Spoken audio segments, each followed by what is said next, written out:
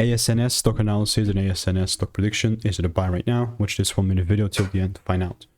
Looking at Actelis Networks, it's decent, 69-cent right price.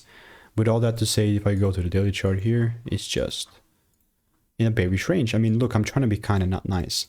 But when I look at this thing from a higher time perspective, and not only that, I've spent tens of thousands of dollars on courses and mentors over the last 5 years, and actually documented 40,000 videos. So I've seen what's making me money and what's not. And this specifically, it's a bearish market, man, for sure. Like, we can argue we're just kind of filled in a little gap from some supply zone here, but for me, I want like an excavaja and then I take it lower. Meaning I just want to see my rules met, right? Like, I'm not going to sell randomly.